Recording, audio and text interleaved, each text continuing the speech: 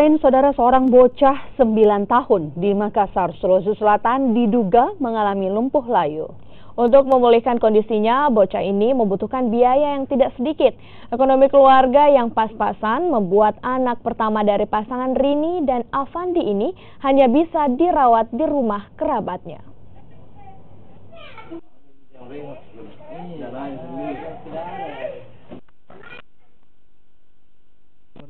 Kondisi Nurjana, bocah 9 tahun, anak pertama dari pasangan Afandi dan Rini, warga Jalan Andi Mangerangi, Makassar.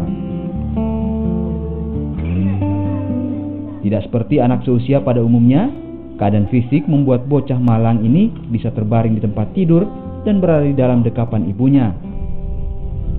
Kakinya sulit untuk digerakkan, hingga dia tidak dapat melakukan aktivitas.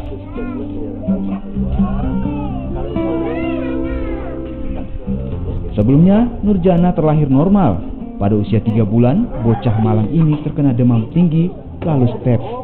Seiring waktu, kondisinya juga mempengaruhi pertumbuhannya hingga seperti saat ini. Kondisi ekonomi keluarga yang pas-pasan, di mana ibunya hanya menjadi ibu rumah tangga dan suaminya tidak memiliki pekerjaan tetap, membuat Nurjana hanya bisa dirawat di rumah.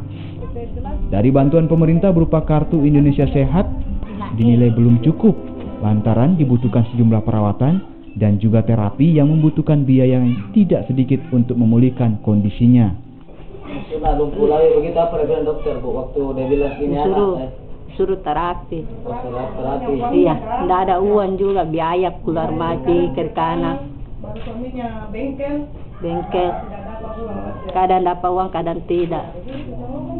Kalau suaminya gimana, Bu? Ke Jakarta kerja. Sudah tahu bahwa anak tak? Sudah lama, Mi. Sudah Iya. sering Iya. kirim uang. Iya, tiap bulan juga kirim.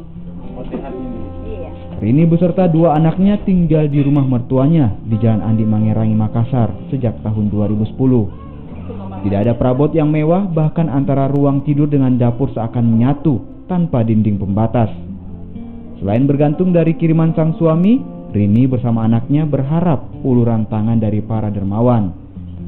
Keinginan ibu Rini hanya ingin melihat anak pertamanya pulih dan dia dapat beraktivitas seperti Salsabila, adiknya. Arif Tirtana, Kompas TV.